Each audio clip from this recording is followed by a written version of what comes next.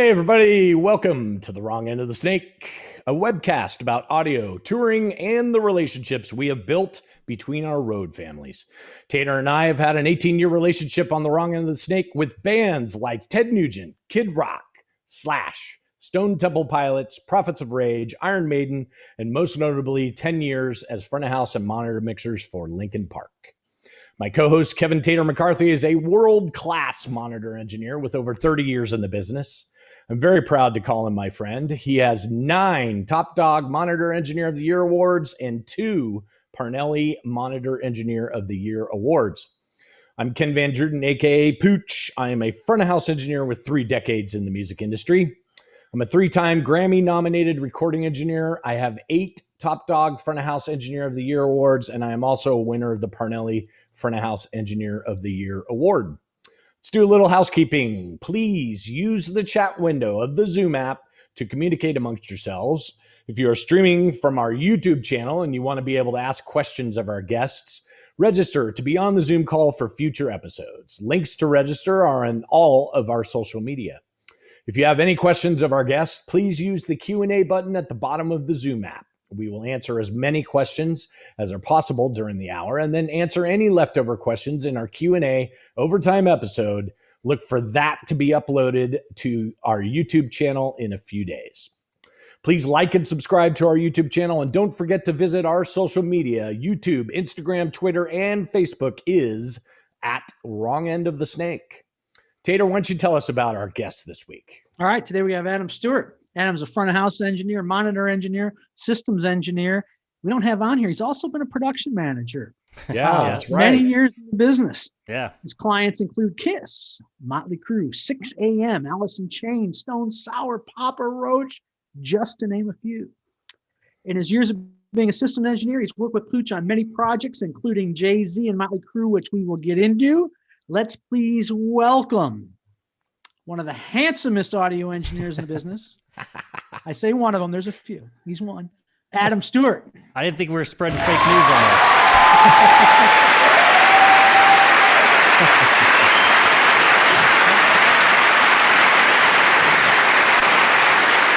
Handsome man, that Adam Stewart. Thanks for having me on. Yeah, man. Thanks for cool. being Thank you. on. Yeah. We appreciate it. How are you doing? How's things? I'm great. I mean, for what it is, it's For what it is. Yeah. It's cold outside. Not much rock concerts, but you know. Yeah, that's right. You're one of in the select few that's actually done a gig last year and this year together. Yeah. Right? Yeah, that's right. And we definitely want to talk about that because that was a huge gig and talk about how that went. You're up in Chicago, right? So you got a little snow last night. Is that what's happening up there? Yep. Yeah, cold. Well, it's a beautiful day here in Dallas, people. Beautiful day here in Dallas. It's not in Detroit. Anyway, dude, welcome. And we've been wanting to have you on for a long time.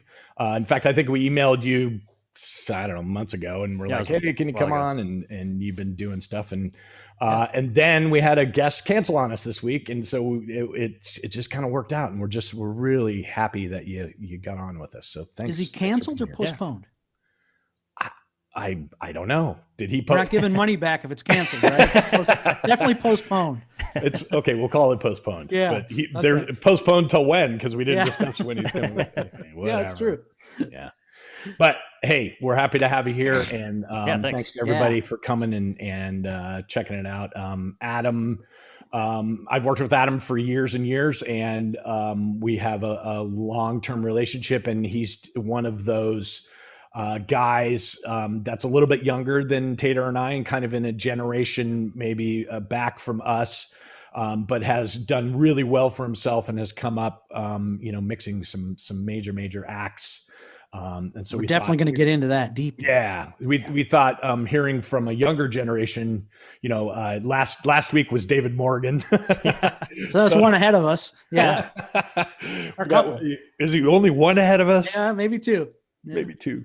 Anyway, we had the old guy. Sorry, David. So now we got the mid. You're not the young kid anymore, but you're. Yeah, I know. It all happens all of a sudden. All of a sudden, you're not the youngest one on the bus, and it's really weird. And you're like, wait, it is weird. Flips quick. What's going on here? Yeah. Wait a minute. Yeah, I was just 22, and look Yeah. what happened. It flips quick. So, anyway, we always start at the beginning here just a little bit. So tell us like where you grew up, how you got into this business. What was your journey to starting to work for Claire, for instance? So I grew up in Iowa. Odd, I know.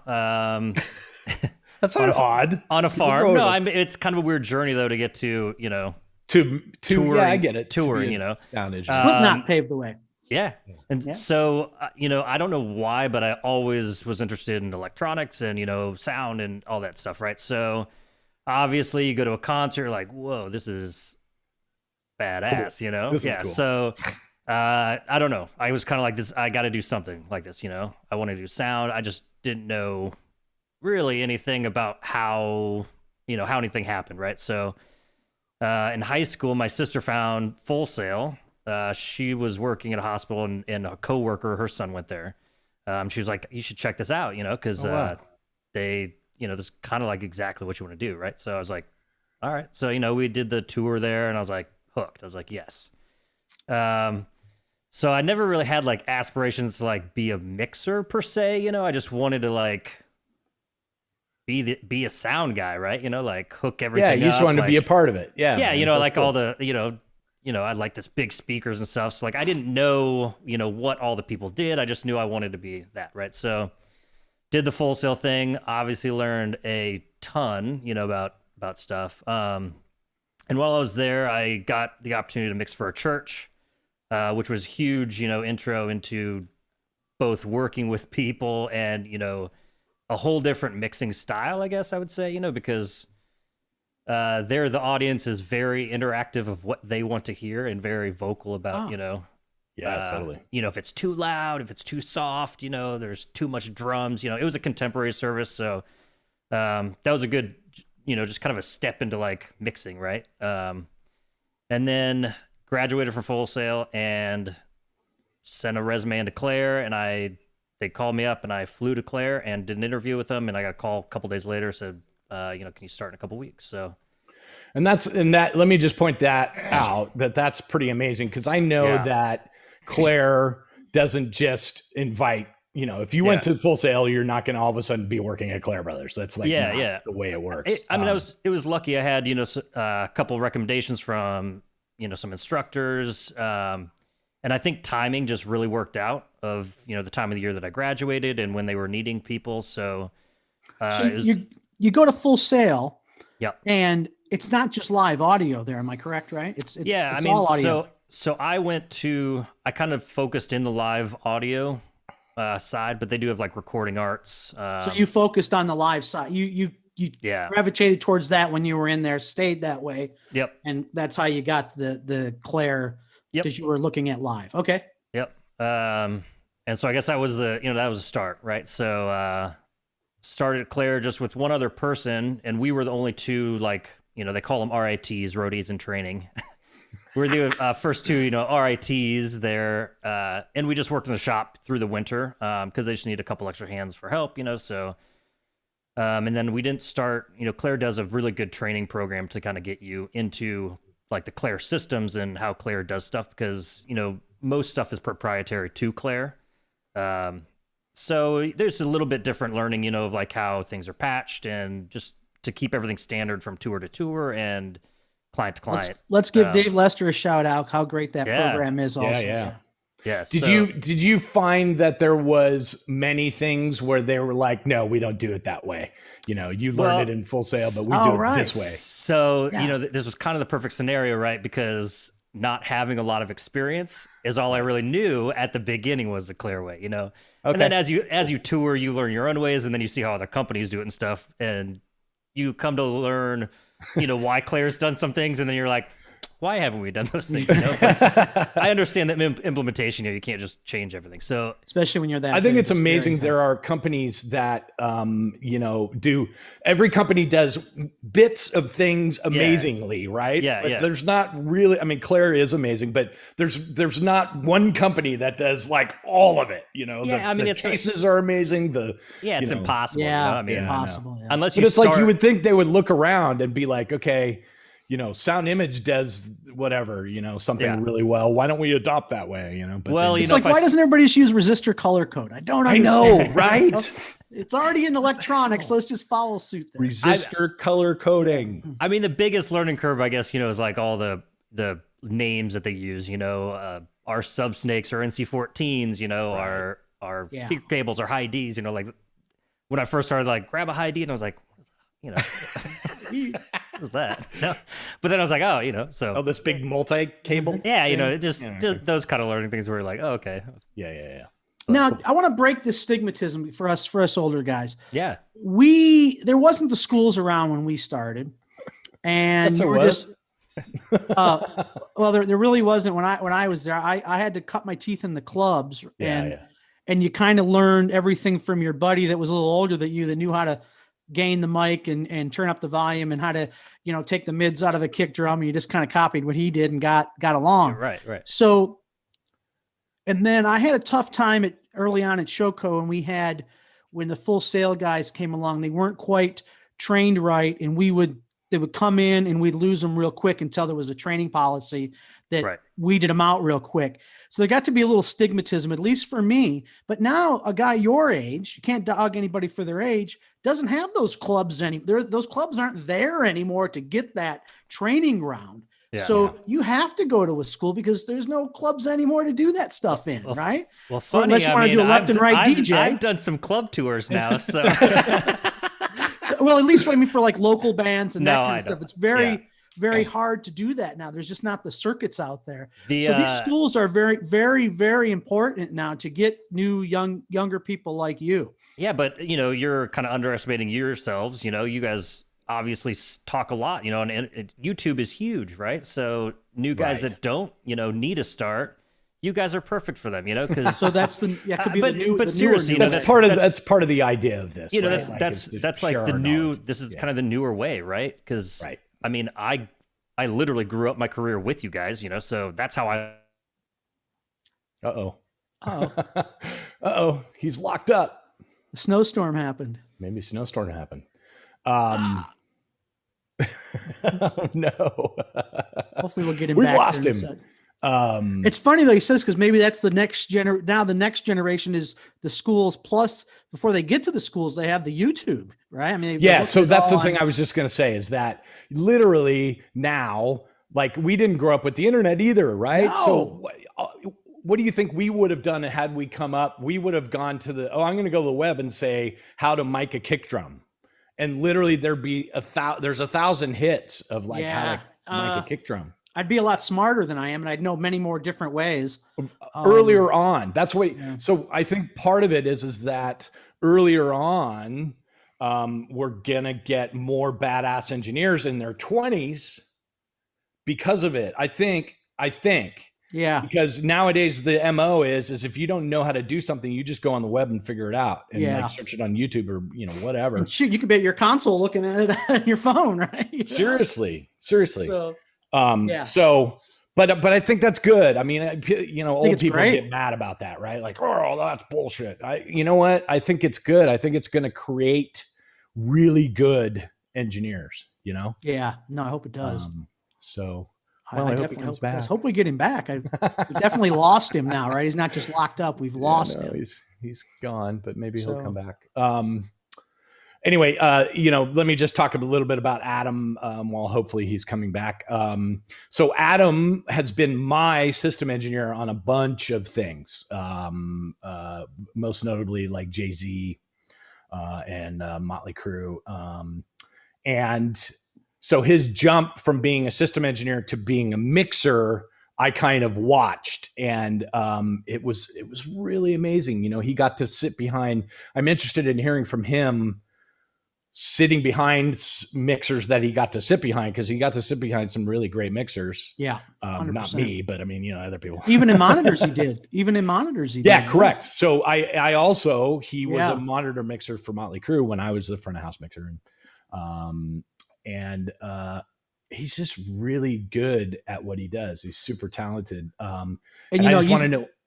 He's just not scared of the format either. We kind of tippy toe sometimes around technical stuff that we didn't grow up with, or, we were respected to not to touch it, where he has no problem diving in and cause he has the confidence to put it right back where it was. And I know I don't have that a lot of times. So he's not scared of the technology at all. Yeah. There we go. Hey, we got him back. Yeah, I mean, I was going to say that is what separates. We get him unmuted. We're going to be good. Adam's, you're muted right now. Here we go. Sorry. There we go. Okay. All right. Did you have a snowstorm there? What happened? Apparently, yeah. Internet's down. The internet's down. All right. No big deal. Wouldn't be the first time. Yeah, wouldn't be the first time. When you went away there, we started talking a little bit about how you have been a system engineer for me for a bunch of projects. You've been a monitor engineer, and we've kind of watched you grow up to become this badass mixer. And we were curious, like, what that journey for you was like, because what I saw in you that both Tater and I don't have is you grew up in a time where the technology that we use today, that's all you know. Like right. I'm sure you mixed on analog consoles, but that you grew up in a computer world where Tater and I did not. And the advantage of that, I mean, I remember as a mixer, I used to lean on you hard. Like, dude, fix this computer. I don't know what the fuck is happening.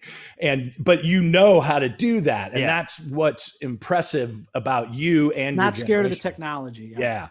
About you and your generation. But you specifically, you have a big knowledge of that kind of stuff. I always felt as when you were my system engineer, that you were, always on top of what was happening with computers and that kind of shit. Is he frozen? He's frozen. Oh, dang it. Damn.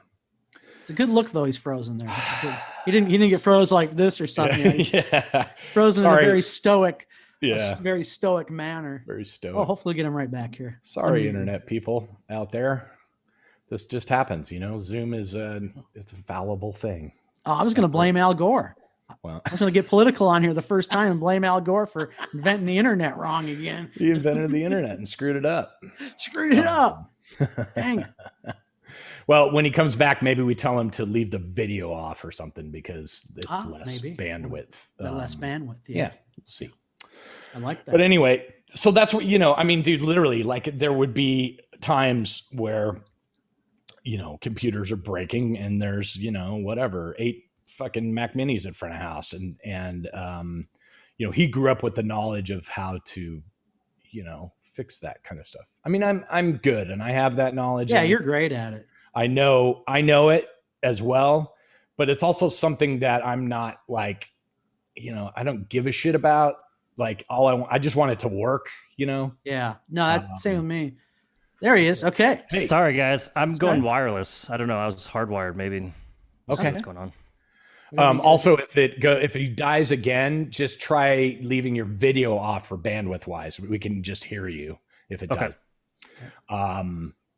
Anyway, so we were just talking about this computer generation and you growing up in that generation and your knowledge. But I think it's a little bit more than that for you, right? Like, you came up and were like, I love computers and I want to. Yeah, I mean, that was kind of when I grew up too.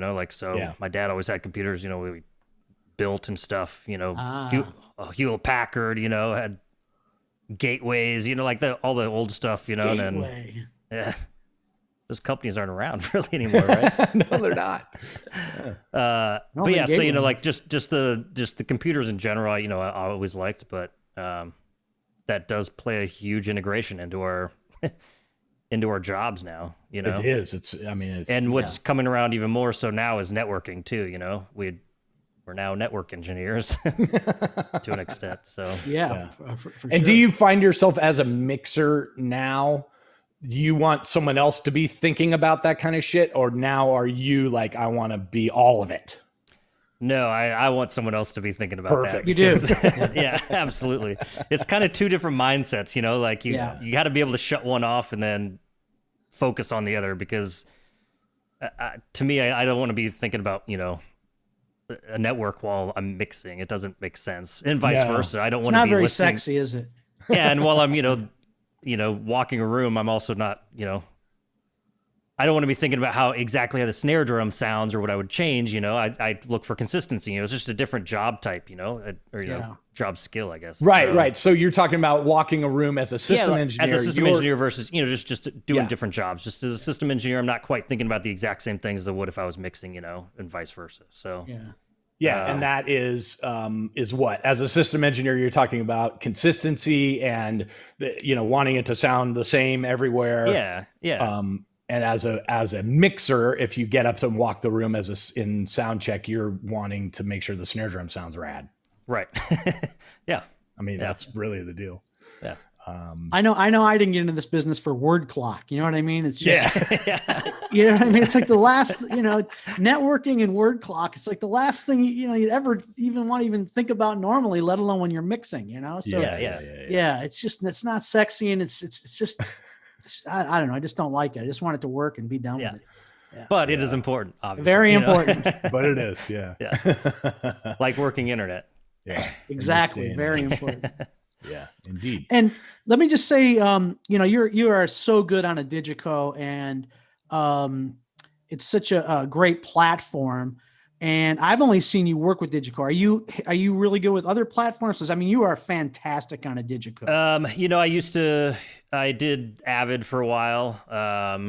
Mixed on a profile for quite a while.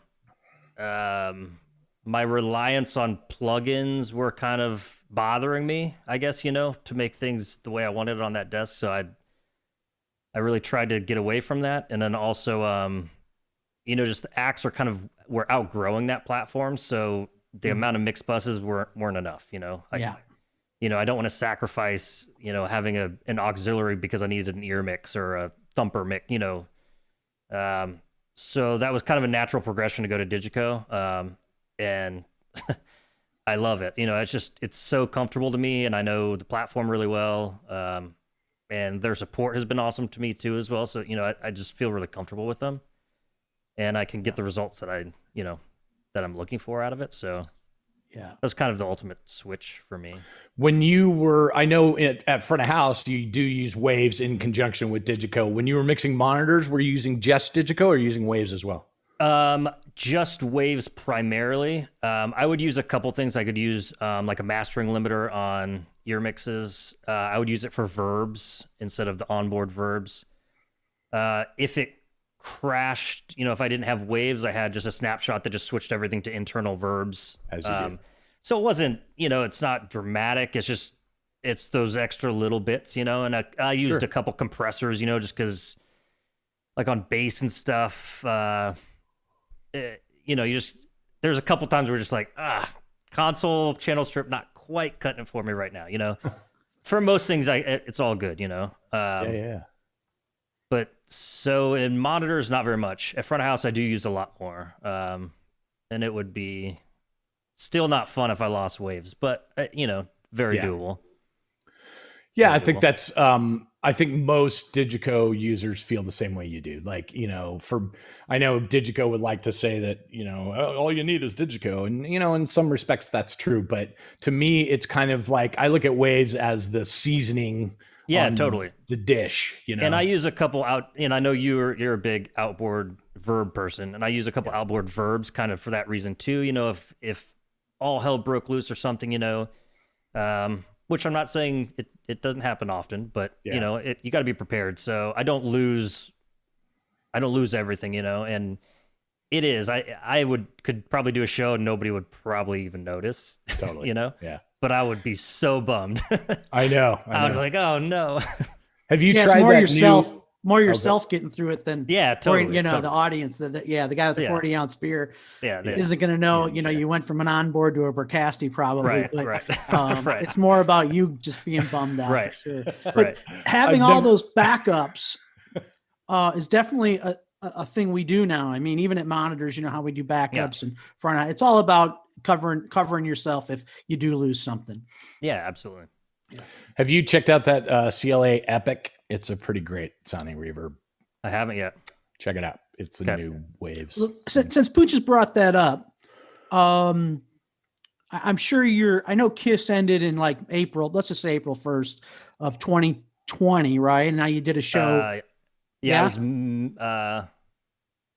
March, the March. very end of March. Yeah. God. Yeah, I So always say you were like right up to COVID. You were Yeah. like, yeah. I always it was say like, April 1st to make it was it literally easy. like things are shutting down. I think I got Yeah. home. The city shut down that weekend. So.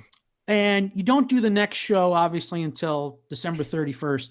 What did you do to keep current, or did you not do anything? What are you doing to keep current with what's going on? That's terrible because I have not done a lot. Like I would like to say, I've watched a lot of videos, and I haven't really done too much. What was it like then? What did you do first to get ready for that gig? You just put your file on your computer. Did you go to Claire? Did you go send you a desk? What did you do? You just didn't go in. So all of our gear stayed together, which was awesome. So nothing got pulled apart, and we were because Claire can't warehouse it all. They want you to keep it. Yeah. We were ready to go to South America, basically on that last, the day that we ended our tour, I think 3 days early, 3 shows early. And so we were preparing in case the COVID thing wasn't anything, we would go to South America and just kind of start the next South American leg. So all of our gear was pretty prepped and ready to go. So as far as prep, we basically put it on a container and saw it in December. Wow. So Claire did a couple things. They checked our consoles and updated them stuff. But when we got to Dubai, we pretty much plugged in, and it was a couple things like, oh, maybe we should have labeled that cable because yeah.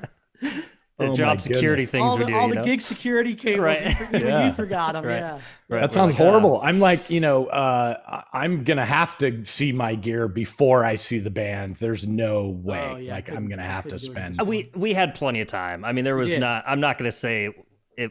We had plenty of time with it. We spent several days in Dubai. And I ran through a whole show with tracks.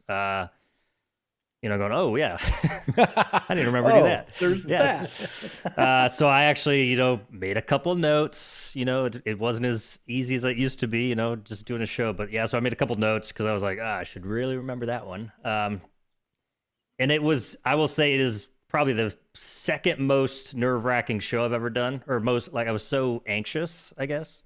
Wow.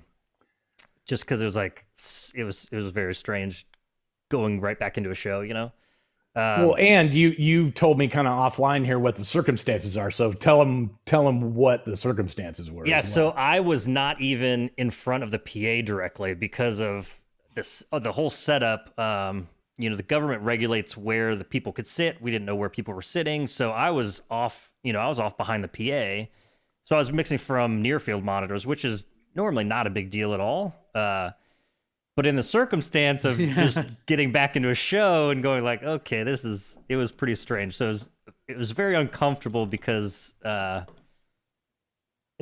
everything just really had to run perfect because it was obviously timed to be at a certain point for New Year's, so it's like no room for errors, and it was pulled off really well. What about like when they call, Robert gets on there and calls house lights and everything with no audience really, right there, and the excitement you get pre-show? Are you just kind of like more like a dress rehearsal, kind of like, here we go? It was kind of strange, because there was like some audience there, but they were so spread out, and we'd crank up the audience mics, like, is anybody out there? Is there anybody out there? Hello? And people were in balconies and stuff. So that, like, there was a crowd there, but it was just a whole different vibe, than what we're all used to. So, well, I'll add a short story. This is usually about you, but me and Pooch have done a Kiss show. I wasn't working for Kiss. I was working for the Scorpions, where there was only about 50 people there. Just so you know. So we know that. We kind of know that feeling. We know what it's like. Yeah. And we did Kiss in where do we do it at? The Whiskey in LA. So we did a club show with Kiss and our entire touring console package. Yes. So there was probably only 150 people in there, but pretty small show. Well, the thing that Tater and I did was in Jamaica, and it was a Russian mobster. He paid for Scorpions one night and Kiss one night and somebody else. Sugar Ray and right. I think Nazareth or Uriah Heep, some other kind of band like that. And so it was literally like 20 of his guests and like 30 prostitutes. Yeah. 50 people watching a Kiss 50 of his closest friends. And full Kiss show too. I think no holes barred, right? It wasn't No, like it was a full deal, dude. Yeah. Pyro the whole 9 yards for 50 people. Nice. So they would stop and it would be like, that's what it sounded like. sitting Like on the one blankets person clapping. yeah, it was pretty odd. So I want to get into this a bit now.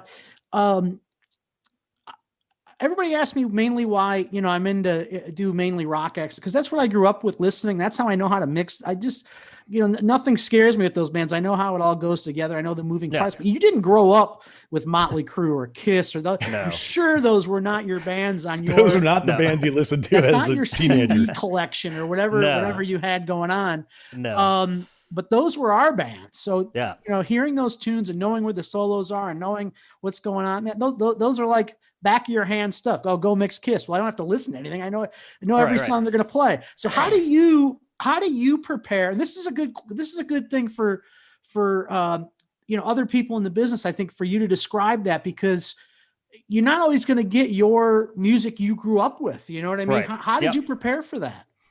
Obviously, you got to listen to the albums. You have to know what the album is. I also did a fair amount of like just watching old shows, like like with Motley, I watched like Carnival of Sins and stuff like that. But also, when I started with them, I was doing monitors. So when I started with Motley, it's much less about writing. Front of house, I'm cranking. Guitar solos, obviously.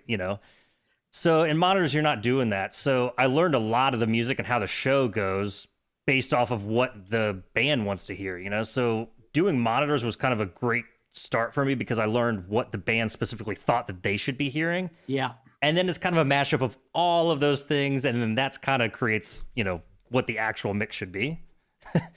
But yeah, I definitely, you got to listen to music. You got to have to listen to the albums because that's that's key. your reference. Yeah, it's your reference. Yeah. That's amazing that you say that. I think that it did work out well for you because you got to hear the monitor mix and hear what they wanted. That's really a great story. Yeah. And let's expand on it. Just sorry for one sec. So you're doing monitors. And I've always said when the front of house guy goes down and they always want to put the monitor guy at front of house, I'm always like, why do you want to change two positions and make two people on the musicians uncomfortable now? Why switch two jobs? Just bring another guy out to do front of house, right? Yeah. Because that way one job changed, then that's it. Why switch it all up? That's always what they want to do. So is that what happened to you? How did they think to use you to do that? Because are they thinking you're just a monitor guy? How did that come about? And I think I know how the Motley Crue one came about. Yeah, so the Motley Crue one came about, we were kind of in the middle of a tour, and the band had heard my mixes on some like reference tracks because that was taken for reference for songs and stuff. And they liked that mix and they thought that was the front of house mix and it wasn't. I'm kind of paraphrasing here. And way to go, big hitter. Get that gig, man. That's pretty much the story I heard. And then when they wanted to make a change, I had a lot of people, backing me, like Robert, production manager, was obviously all about it. The band was super comfortable because I've been mixing for them for quite a while, and they were like, well, we like what he does. We trust him. Give him a shot. If it works, it works. If it doesn't, then he'll come back to monitors, and that's quite literally how it happens. So it was just a support from the band and, production and kind of everyone around me. And it just kind of worked. That's really an interesting thing that a band would kind of to gamble on their own sound. Yeah. To put you in a place because they thought that your mixes sounded great. That's amazing. That's really cool. So that was, and they were in the same boat. They were like, if it doesn't work for us, then it's not going to, right. It is what it is. But, they wanted to try it. So I was like, well, no better time. I mean, who gets that opportunity, right? I mean, for a band to say, go out there, so literally made the change pretty much overnight. I prepped a whole new console package. So this happened on tour. Yeah, did my first front of house gig in front of like 17,000 people and hit unmute and we went. And it was that was the most terrifying thing I've ever done in my life. And totally your own file, everything's right off the gate. Yeah. Wow. Yeah. Wow. because and so that was the same thing. Yeah. So that was the same thing. Like I was a Digico guy, and I wanted to take a Digico out there because I was comfortable with it. I didn't want to switch to someone else's console and file and be fumbling and trying to work. So I just kind of went for it.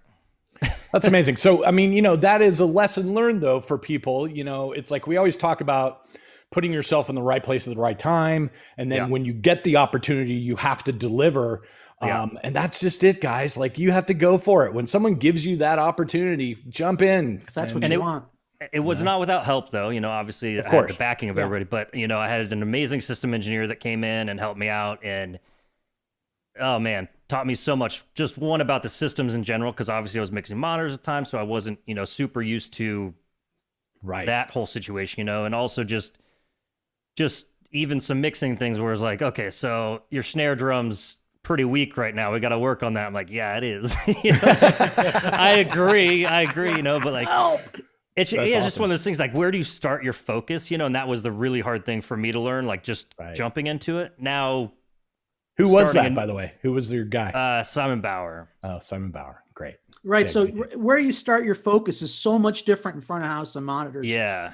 Because your focus is going to be guided in monitors to where it needs to be. They're going to tell you where your focus needs to be. Right. And at front of house, you're kind of left on your own. Now, let me ask you this. When you mix front of house, have you ever faked anybody out with the talkback mic thinking you were doing the Motley Crue intros? Yes. Yeah, because you fooled me. Yeah, I used to, do in the beginning. Yeah, and people would they turn around and take pictures, and I did all this stuff. And, you gotta have fun. That was hilarious. You gotta have fun, I guess. Yeah. Yeah, of course you do. That's awesome, man. Let me ask you one other thing, because I'm in this position now with Gonzo, yep. And this is one I was going to ask you a long time ago, and I don't think I ever did. You, for a while on Motley Crue, mixed everybody but Vince, with, I think, Harold Danker was the other monitor engineer. Yep. And then it became just you, right? So not for tours, no. When we did promo, I would do everybody. Okay. So there was a lot of times where I did do the whole band. But for any of the tours, we always had separate monitor engineers. So how did you feel working with another monitor engineer, just doing one person of the band and you doing the rest? And how did that work for you? Did you find any oddities or anything? Because me and Gonzo, I mean, it was like second nature. I was surprised. Yeah. I was hating this and got in there and loved it. Hey, you're taking a guy away from me? Fantastic. I have to say, because I had what I thought were the right guys, I enjoyed it. Right. Harold, maybe not so much, but not so much. Yeah. It worked out for me because I got along with my guys very well.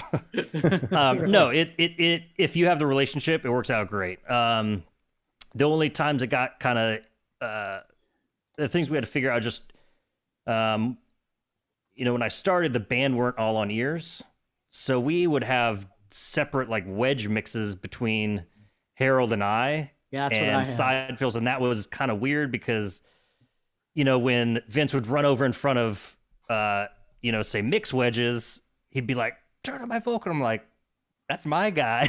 That's my guy, and I'm not doing it. So it's you gotta play that game, where it's like you gotta help him out. But eventually got all the guys switched to ears, which made a huge difference. We could eliminate a lot of the wedge mix and stuff. So then Harold really just controlled the stage volume, which worked great because having one person kind of do everything in that regard was much better for everybody. Yeah. So yeah.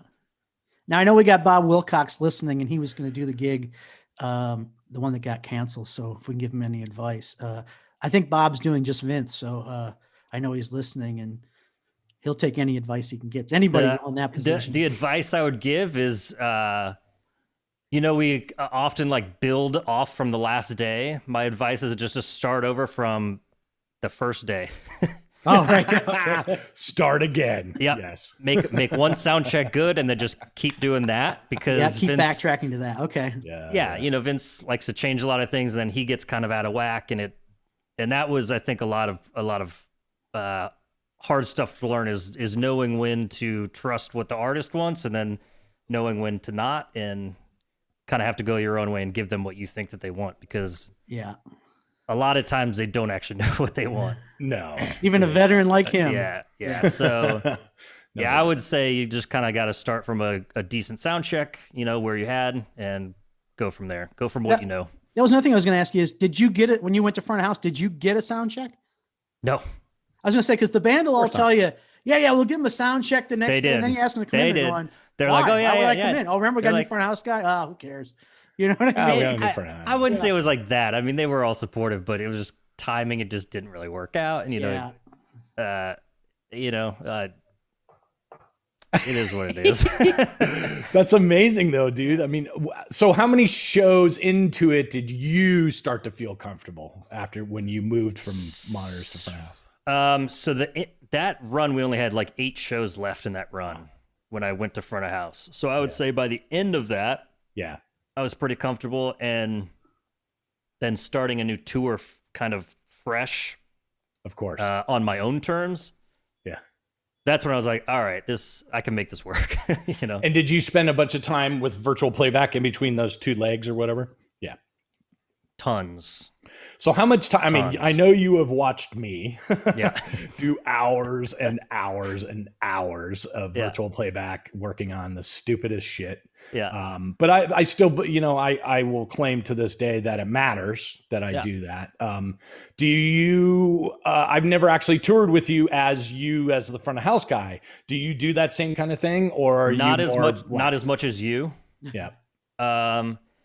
Only because I've learned that like I will dig myself into a hole sometimes, and then I'm like, why did I do that? And it bums me out, and it's just like, so I try to go really hard like before a tour starts. Once I have a couple shows, in between the first couple shows, I'll do a lot of work because you hear things, that you're like, totally. that's not working. After I would say a couple weeks, I try to not change too much stuff, because then I just start going nuts and digging myself into a hole, and it doesn't work. It doesn't work for me. And what about the pressures? I know I would feel it, maybe not, but I mean, you took Kiss over from Trip Caliph. I mean, come on, what's the, that's some big shoes. Yeah, I mean it, and I don't mix like Trip, and I know that, and I think everybody understood that. I kind of I tried to start kind of imitating it, but it kind of evolved into my own thing. I'm not saying it's wildly different because it's Kiss, but it's just a different style. And that was interesting. It was interesting for me to learn, because the band was fine with it. They didn't, the band was like, you have to mix it the same, as Trip did. They, and Paul was very open to, just do your own thing. I like what you're doing, and they would give me feedback and stuff. They oddly know, I think, a decent amount of what's going on after hearing, hearing from the stage for that long, what's going on. So, and I do something similar. I don't mix with a lot of low end. Trip never mixed very low and heavy, and with that band, I don't think that's super important. It's just they just don't have the content for it. So there's a couple things I learned from Trip that like really works with that band, and it's not a kick drum driven band, so it's not, but you still have to have those frequencies there. To me that's the trick, right? Like that's the black magic, is taking a 70s band and who doesn't want any low end, because I work for that same band, Iron Maiden. They don't want to hear anything. What they call sub is 150 hertz. Right. So but for the audience and for the clarity that we have now with the speaker systems that we have, you still have to have those frequencies to have the weight of that versus. I think that's a big difference too, is me knowing the systems pretty well. I knew kind of where I wanted to start with that, because there is low end, but it's not a direct, kick you in the chest low end. It's a lot more of it's coming from the air, and a lot more of it is, spread out. So it's not like beating you in the chest, like you would think. It's not maybe. Jay-Z. No, it's definitely not Jay-Z. That one was different. That was different. So let's talk a little bit about Jay-Z. Let's do it. That was a lot of fun. So I'm close to Canada. We call him JZ. So JZ, or in our case, every time that he walked by us at the end of every show, Adam and I would go, "Thank you, Mr. Z." We go, "Thanks, Mr. Z. Yeah. Love you. Thanks. Keep the paychecks coming." Yeah, that was an interesting one. It was a very collaborative experience, I would say. Crazy, right? So in the round, just quickly, I came on this as, a previous engineer got let go, and so I showed up literally the day before production rehearsals and had expand on that a bit, because there's a bit more to this that makes it even more. Well, I mean, it was I had nothing, and I just showed up literally. Yeah, but not just you. Didn't a whole new company come in overnight too? Yes. Yeah. So it was a lot. Yeah. So guy gets let go. That company that was supposed to do the tour gets let go. Claire's gets brought in. I get the call, and we do all this on a 360 show, by the way, which is a whole thing. On literally the night before we were supposed to start production rehearsals, and kudos to Adam and Phil Kriz and that whole team of people, Rachel and I was there about 48 hours before you were. Right. And it was literally like us just working straight for, I don't know, 3 or 4 days, you know what I mean? Just like hammering it out, trying to make it happen.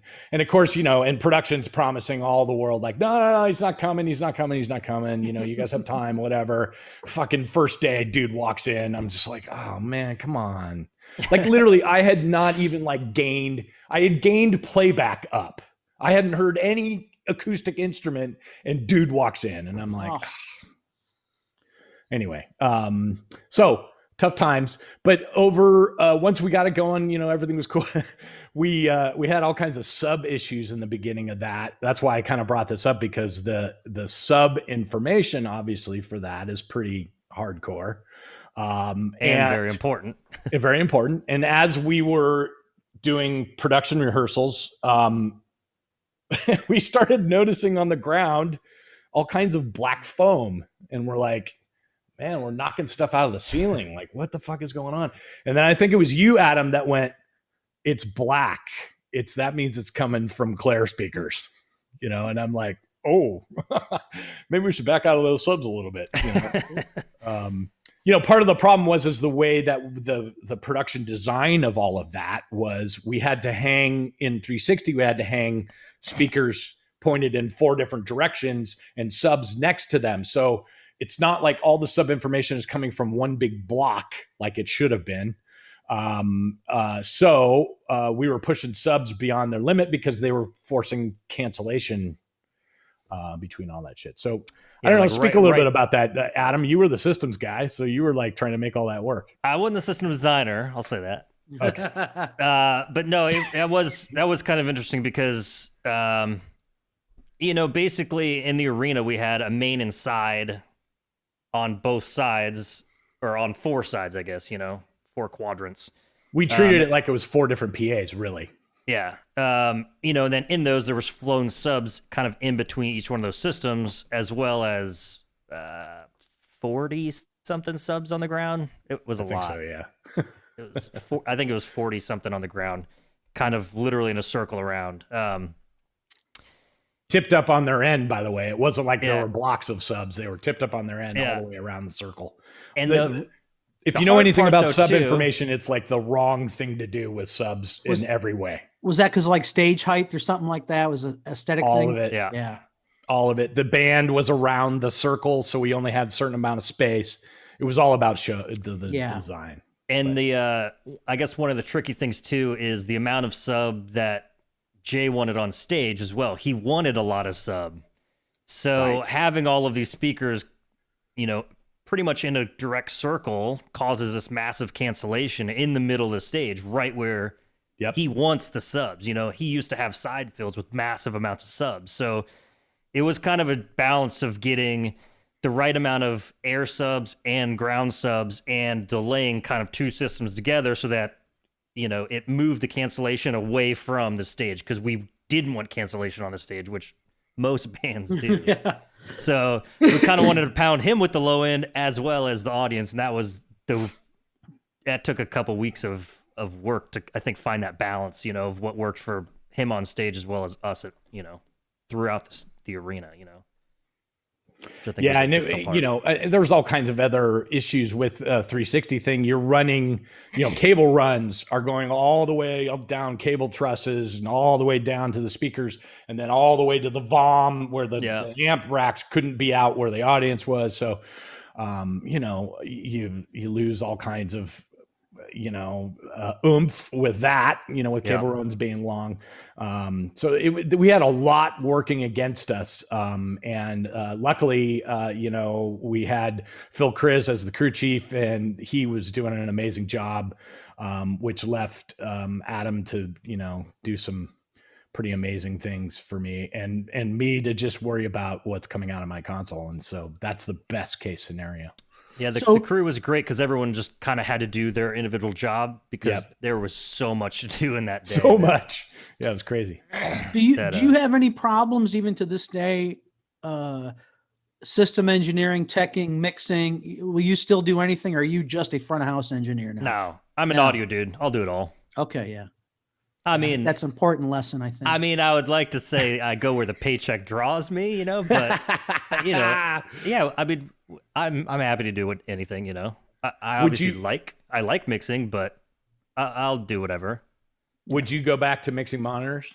Yeah, sure, of course. Because I started mixing monitors, and there ain't no way you're gonna get me to now here's the big question: what is the wrong end of the snake here? Definitely monitors, but for you, I don't know which is not for me. No, I mean, front house is cool because you get your own creative, you know, input on things. Monitors is a lot more, you know, giving the band what they want, which is a whole different skill set. I mean, I always say that being a monitor engineer is like being a short order cook. You're like, you know, all right, you know, eggs are up. Here you go. You know how to make the eggs, but it's like the person ordered them a special way, you know? So you're like, all right, here's eggs with fucking peppers in them, you know? But those rock stars want 5-star chefs. Yes, they do. I like that. So that's fantastic. Yeah. So they are picky. I'll give you that. At least especially for the bands you work for. Yeah, at least in my experience, you know.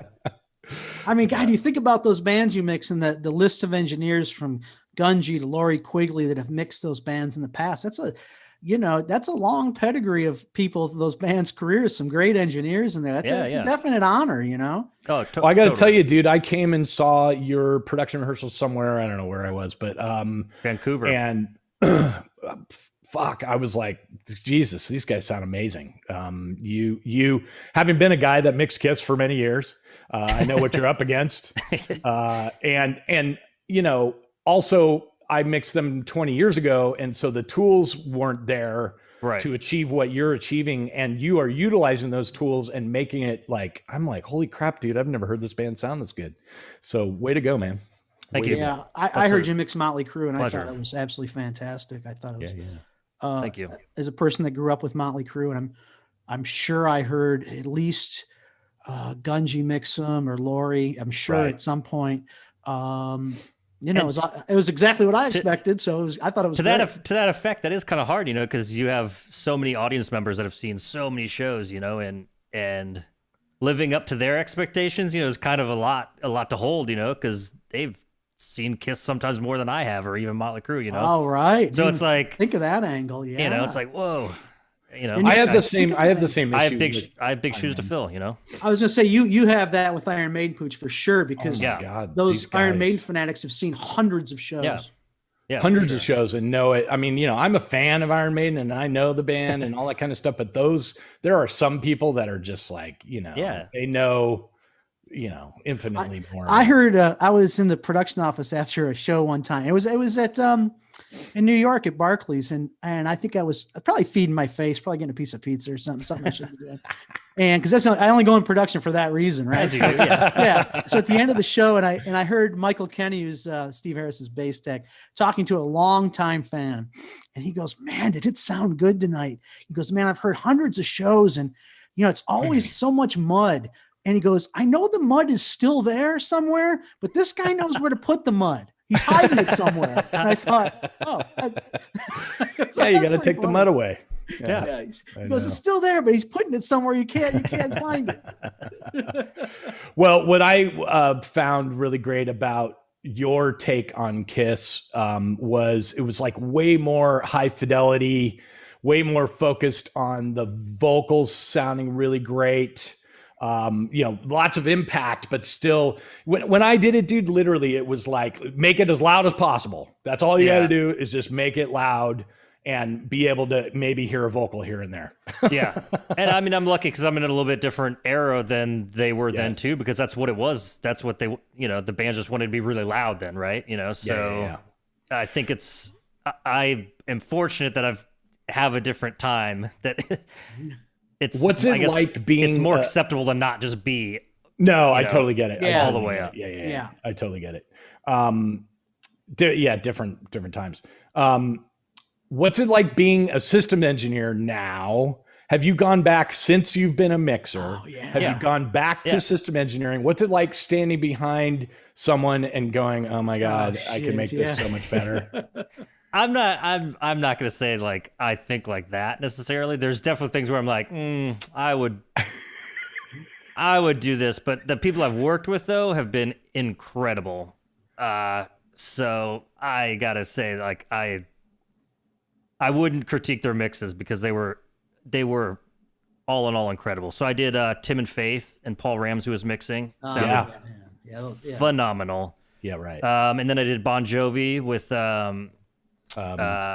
Dave Cobb. Yeah, Dave Cobb. Oh. Right. So that's a whole different take because he's an old school guy and he mixed Bon Jovi like in a rock show, and it was great. I mean, and that's a tough mix, I think, too. That's a tough band to mix, I think.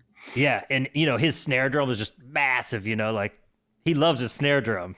Yeah, but it was awesome. I mean, and that's another band, right? That could have different sounds based on who mixes it because they are an old school rock band, but they do have that nice fidelity, in their keys and stuff. So that was a great experience, and it's not like I want to change their mixes. I'm learning from what they're doing because I'm going, I like that, or like I would do something different, but it's never like, oh man, I want to take this over. It's not that at all. I'm not there to do that job, and that's fine. Yeah. I mean, I'm the same way. I'm a sponge too, man. Like if I go to festivals, I like hanging out for the two bands before the headliner. If I'm mixing the headliner, I want to see the two bands before them just to see like what's going on. And I always learn something from people, whether it's, what not to do. I know doing monitors, you can't really tell what the other guy's doing, but I have to go sit there for at least 5 or 6 songs of the band before the band I'm mixing to get into the space I need to be in the environment before I start. I can't go up there, wait on the bus until the last second and run up there. I got to get in that and hear the room and how the room's acting and all that kind of stuff and get the feel for sure. And kick all those people in your monitor world out that are. Luckily on Iron Maiden, I can barely fit there, so luckily that doesn't happen with them. Yeah, it's just trippy on Iron Maiden. They're like right up against the edge of the fucking rail. It's scary. So quickly, we're kind of running out of time here, and we'll go to the Q&A and post something, 30, 40 minutes later. We have a bunch more questions to ask you. But I'm sure people want to know, because most people aren't doing gigs, and you did one.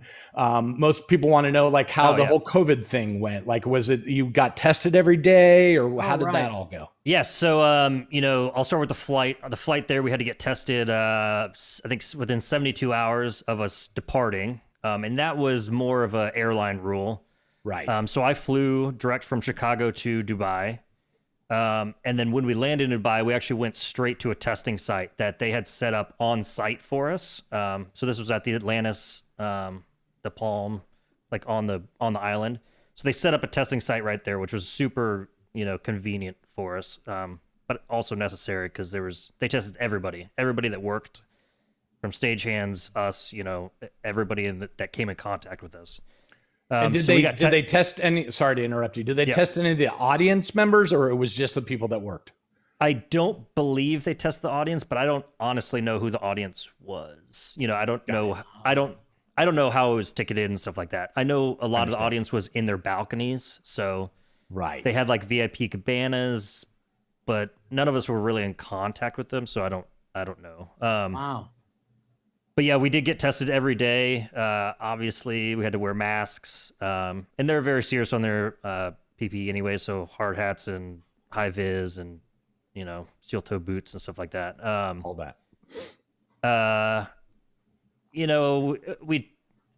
They kept yelling social distance. We tried to keep away from people. I know audio kind of specifically tried to like just stay away because we come in contact with the band a little bit more than Right. some of the other people.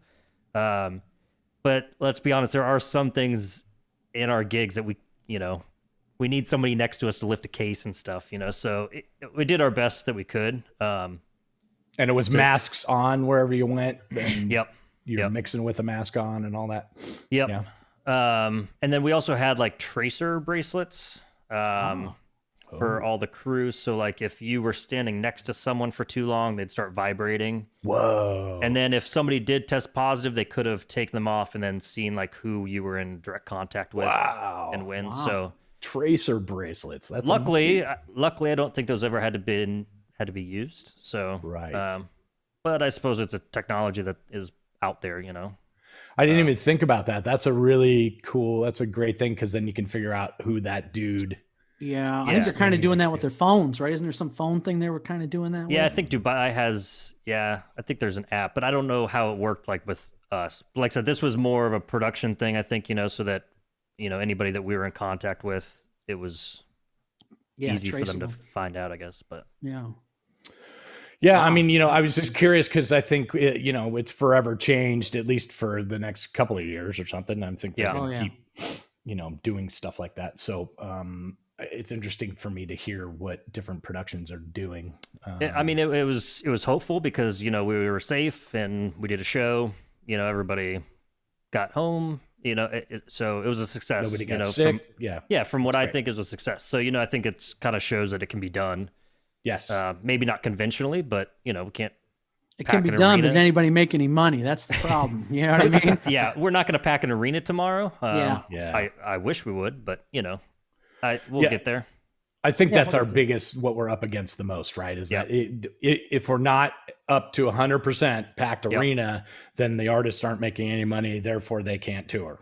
Right? Yeah, and I think sports are really going to lead a big way in this too, because that's what I said. Sports are really, they broadcast more, but they're kind of in the same boat. They employ so many people as well in the arenas and staff, so they need it as well. So I think that's going to lead the way to us getting in arenas. I think 100% right. I know they have the big TV contracts, but they rely on the audience being there. Yeah, people in the seats. They do rely on that, and I think they're going to be a forefront of that. I said from the start of this back in April, I'm going to judge everything on the Olympics. If we see the Olympics go away, we're done for the year. I said that right from the start. The Olympics went away, and that's what happened.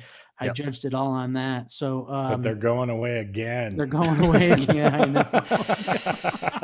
Why are we laughing? God damn it! Anyway, I'm just glad you got to do a gig. Yeah, it was exciting, and it's kind of it sucked because I know there so many people don't get a gig, so it was very fortunate in that aspect. Did you have to have a special number? Did Robert have a special number to call now because everybody in the world was wanting to do that gig and he couldn't handle all the phone calls? I'm sure it was gotta put that on mute or something. Yeah. Like, how do you get in that line? Yeah. Anyway, it was good to see everybody though. Yeah. No, man. And you were blessed to go do that and have the opportunity to go do it. I know that, I haven't been really in front of a console in over a year, certainly not at a show. So I'm going to be tearing up, I think, the first time I get to go do something, you know what I mean? So yeah, it'll come back. It'll be like, where's that button? Oh, there's that button. I'm a little worried. Like I'm just going to be worried to do my first frequency test of the day and all that stuff. Is everything going to be the same? Or is all these new areas that you thought were good or bad ones? Just that mystery of not knowing, like how you used to totally know it, right? Oh, shit, I'm going to Dallas or something. I mean, is everything going to be different? I don't know. Yeah, totally. I think it's going to be, it's going to ramp up and it's going to be like riding a bike. You'll figure it out. Yeah. But it's definitely going to be, the first few shows are going to be like, wow, okay. I think we'll have some audience forgiveness though too. So. Yeah, I think they're going to be stoked to be there anyway. Absolutely, Yeah, absolutely. I hope we get some band forgiveness. Yeah. Typical monitor engineer. Yeah. I hope we get some band forgiveness. That's great, man. All right. Well, listen, Adam, thank you so much for giving your time. And, you know, like I told you, this thing flies by in like 2 minutes. But thanks for coming and giving us your time. And guys, we will do another 30 to 40 minutes here with Adam on the Q&A, and look for that to be posted in a day or so. Next week on Wrong End of the Snake is George Edwards. George has well over 3 decades of industry experience with a strong backbone in touring, production, management, and business development. He cut his teeth working with legends like Black Flag, Social Distortion, Huey Lewis, Journey, Santana, David Bowie, and Motley Crue, another Motley Crue guy. His stints with Shoko, R&R Sound, Morpheus, and as Sound on Stage's general manager for a decade are legendary. In 2009, George formed Delicate Productions San Francisco, where he took the position of GM for 7 years. During that time, the company earned a reputation as a top technical production provider, resulting in several industry awards. Now, this California native is coming full circle with a new approach, a true Bay Area 360-degree turnkey solution at Sound Image as general manager. So that's George Edwards. We'll see him next week. Longtime friend to Tater and myself. Good guy. King of the Bay Area. King of the Bay Area. Yeah, if you're going to Northern California, you're talking to George Edwards. That's right. Please subscribe to our YouTube channel and like our videos. We've had over 500,000 hours of watch time. We're very grateful you've helped us to reach that milestone. Thank you. Subscribe and smash like on all of our videos, please. And also, I don't know what's going on with all the election stuff that's happening in politics, but we're still trying to get those elected officials to listen to us in our industry. Right now, we are collateral damage still. In other words, our pleas for help are being unheard. We need funding to keep the 12 million people in the live event industry afloat. Many of us are independent contractors, or we own small businesses that have not had income since March. Please go to wemakeevents.org, NAMM.org, and for help with mental health and well-being, theroadieclinic.com. Keep the pressure on, contact your representatives in the House and Senate, and remind them about our forgotten industry. Adam, thank you again. Appreciate it. Swag too coming up. I got stickers. Nice. We got stickers. I know. Yeah, we got swag. That is going to be a big thing. Swag together. Believe it or not. Get some swag together. We're getting hats and shirts and all that kind of stuff. So stay tuned for that, guys. And we'll see you next week.